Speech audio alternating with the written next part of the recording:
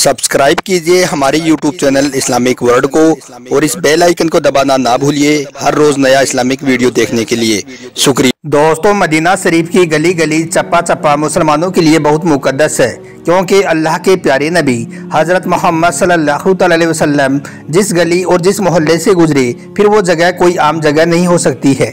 याद रखें, मदीना शहर में मौजूद मस्जिद कूबा में इस वक्त खुदाई का काम चल रहा है, यानी कि इस वक्त मस्जिद कूबा में खुदाई हो रही है। लेकिन खुदाई के दौरान मस्जिद कूबा में अल्लाह का ऐसा मौजज़ा दिखा है, यानी कि खुदाई के दौरान 1400 सालों के बाद ऐसी चीज़ मिली है कि जिसे देखकर वहां पर मौजूद हर कोई सुभान अल्लाह और अल्लाहु अकबर कह उठा। और यही नहीं, इस चीज़ को देखकर यकीनन आप भी हैरान रह जाओगे।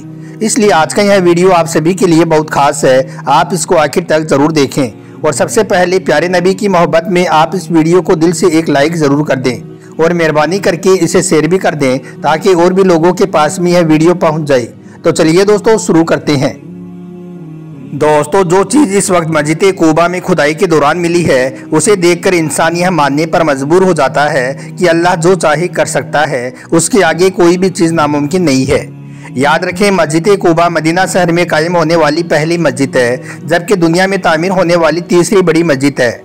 इस रुए ज़मीन पर जो सबसे पहले मस्जिद तामीर की गई उसे खाना काबा कहा जाता है। दूसरी मस्जिद मस्जिद अक्सा और तीसरी मस्जिद मस्जिद कूबा है।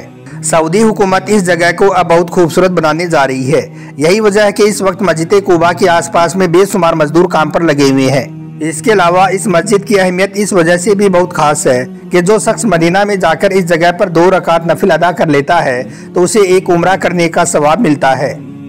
दोस्तों, अल्लाह के प्यारे नबी हज़रत मोहम्मद सल्लल्लाहु अलैहि वसल्लम मक्का से जब हिजरत करके इस जगह पर तशरीफ लाई तो उस वक्त इस जगह पर एक मोहल्ला हुआ करता था जिसका नाम कूबा था। लिहाजा इसी निस्बत से इस मस्जिद को मस्जिद कूबा कहा जाता है। मस्जिद कूबा मस्जिद नबवी से तकरीबन 4 या 5 किलोमीटर की दूरी पर है।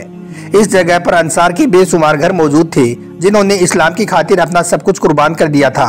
इस वजह से देखा जाए तो इस्लाम में मस्जिद कूबा की बहुत ज़्यादा अहमियत है। जो आदमी मदीना जाए और इस जगह की जियारत ना करे तो ये हो ही नहीं सकता है। मस्जिद नबवी के बाद में सबसे ज़्यादा भीड़ इसी जगह पर होती है।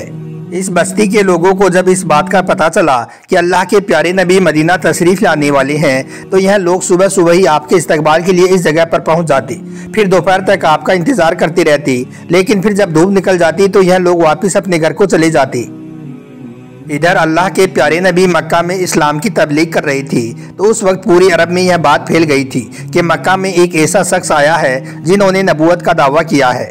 इसके बाद मदीना के कुछ लोग जब हज के लिए मक्का गई तो वहाँ पर इनकी मुलाकात अल्लाह के प्यारे नबी से हुई। आपने वहाँ पर इन लोगों को अल्लाह के दीन की दावत दी, तो उस वक्त 8 लोगों ने इस्लाम कबूल कर लिया था। फिर दूसरे साल हज के दौरान 12 लोगों ने इस्लाम कबूल किया था। उस वक्त मदीना के तमाम लोगों का अमीर असद बिन सकारा को बनाया गया था, जबकि मुसैब बिन अम्र को इन लोगों के साथ में भेजा गया था ताकि वो इन लोगों को दीन की बातें सिखाएं। याद रखें, यह मुसलमानों के पहले कारी थे जिन्होंने मदीना में जाकर नमाज पढ़ाना शुरू किया था। मुसैब बिन अम्र के हाथों मदीना के सरदार साद बिन मवाद और उनके चाचा ने इस्लाम कबूल किया था। इनके इस्लाम लाने के बाद में मदीना में बड़ी तेजी के साथ में इस्लाम फैलता चला गया। फिर हज के मौके पर जब कुछ सहाबा किराम अल्लाह के प्यारे नबी से मुलाकात के लिए गई तो उस वक्त मदीना में कामयाबी की खबर को सुनकर अल्लाह के प्यारे नबी बहुत खुश हुए। फिर तीसरे हज के मौके पर 37 मर्दों ने और 6 औरतों ने इस्लाम कबूल किया। फिर यह लोग इसरार करने लगे कि आप मदीना तशरीफ़ ले आएं। हज़रत अब्बास, जो कि अल्लाह के प्यारे नबी के चाचा थे, वो उस वक्त तक ईमान नहीं लाई थी, यानी कि मुसलमान नहीं हुए थे।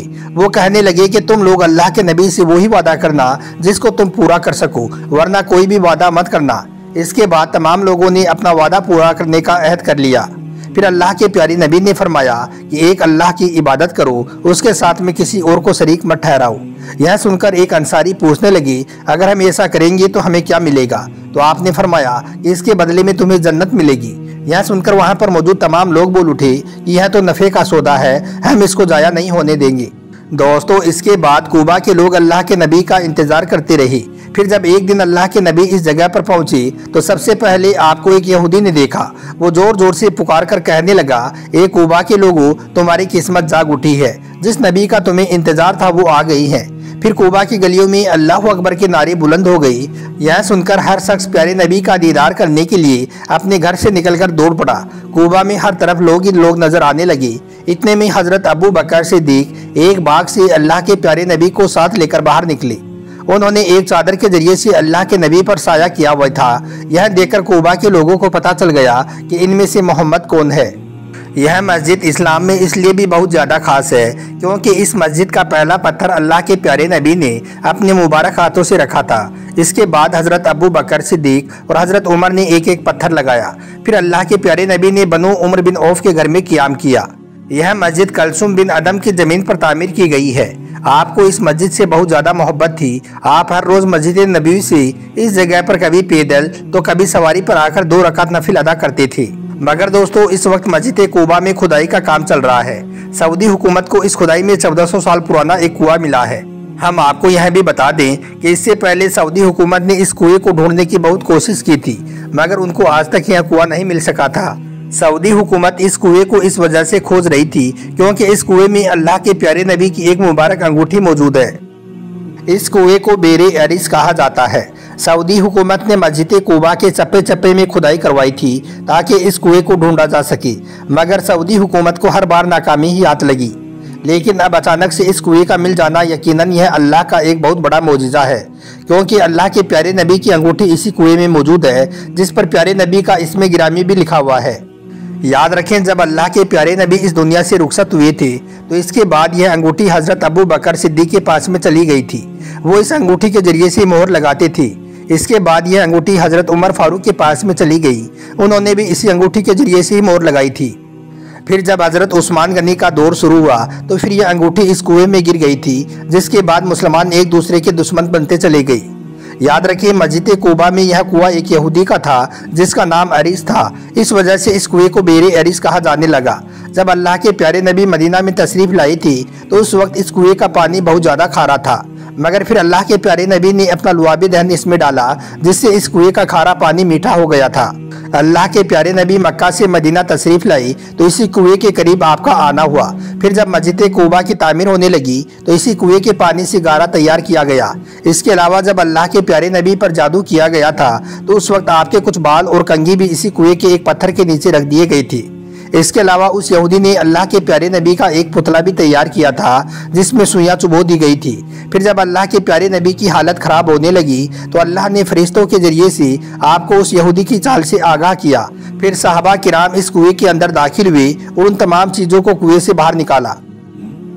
दोस्तों, फिर आखिर में प्यारे नबी की अंगूठी हज़रत अबू बकर सिद्दीक से होती हुई हज़रत उमर फारूक और फिर हज़रत उस्मान गनी के पास में पहुंच गई। एक दिन हज़रत उस्मान गनी रजी अल्लाह तआला अन्हो इस कुएं में पैर लटकाकर बैठे हुए थे कि तभी अचानक अल्लाह के प्यारे नबी की अंगूठी आपके हाथ से इस कुएं में गिर गई और फिर यह कहीं पर गुम हो गई। हालांकि इसके बाद हज़रत उस्मान गनी ने इस कुएं का सारा पानी बाहर निकलवाकर इस अंगूठी की बहुत तलाश की, मगर यह अंगूठी आपको फिर ना मिल सकी। इसके बाद मुसलमानों में आपस में दुश्मनी हो गई। दोस्तों, हम आपको बता दें कि इस वक्त मस्जिद कूबा में खुदाई का काम चल रहा है। इसी दौरान आखिरकार कई सदियों के बाद में यह कुआं मिल गया है। ये वही कुआं है जिसको ढूंढने की सऊदी हुकूमत ने बहुत कोशिशें की हैं, मगर यह आज तक पहले कभी नहीं हुआ था। लेकिन सऊदी हुकूमत को अब वो कुआं मिल गया है जिस पर प्यारे नबी बैठा करते थे, जिसका पानी खारा हुआ करता था, मगर फिर प्यारे नबी ने अपना लुआबी दहन डाल दिया था तो इसके बाद में इस कुएं का पानी मीठा हो गया था। और ये वही कुआं है जिसके अंदर प्यारे नबी की अंगूठी मौजूद है। लेकिन फिर वक्त के साथ साथ इसका पानी खुश्क हो गया था और फिर यह कुआं धीरे धीरे खत्म हो गया था। लेकिन अब 1400 सालों के बाद अल्लाह की कुदरत का ऐसा करिश्मा जाहिर हुआ है कि इतने सालों के बाद में अब यह कुआं सऊदी हुकूमत के हाथ लग गया है और इंशाअल्लाह अब बहुत ही जल्द प्यारे नबी की वो अंगूठी भी मिल जाएगी।